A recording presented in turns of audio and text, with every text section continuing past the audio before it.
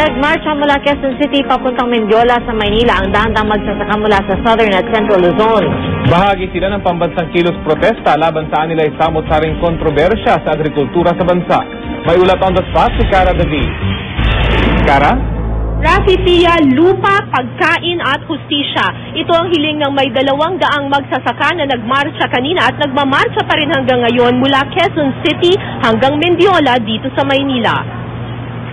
Karamihan sa mga magsasaka ay nanggaling sa Southern Luzon at Central Luzon. Sinimulan nila ang kanilang protesta sa isang almusal at pagkatapos ay nagtapon sila ng bulok na kamatis sa imahe ni na Pangulong Arroyo at Agriculture Secretary Arthur Yap at Jok Bolante.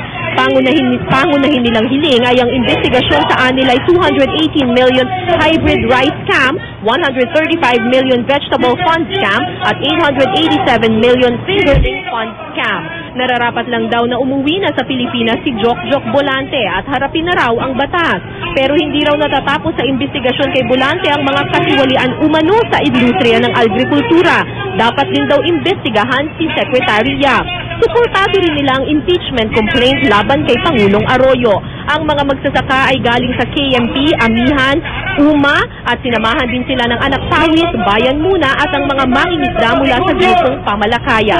Tutol din sila sa extension ng Comprehensive Agrarian Reform Program. Napatunayan na raw noon na walang ngipin ang CARP law dahil hindi naman ito naipamigay sa mga magsasaka ang mga hasyenda ng mga politiko gaya na lang ng mga lupa ng mga arroyo.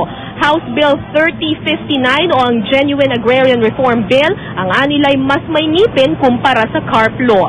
Bukod sa Maynila, may simultaneous march na ginagawa rin ngayon sa 44 pang lugar sa bansa, katulad ng Tuguegarao, Masbate, Tacloban at Bukidnon. Pagod man ang mga paa sa kalalakad, hindi raw sila titigil hanggang makarating sila dito sa Mendiola.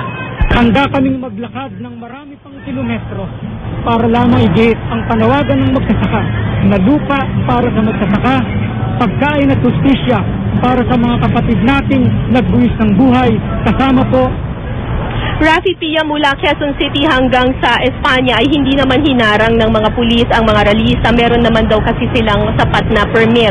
Pero pagdating dito sa Mendiola, meron ng mga contingent ng mga pulis dito na siguradong haharang sa kanila. Rafi Pia?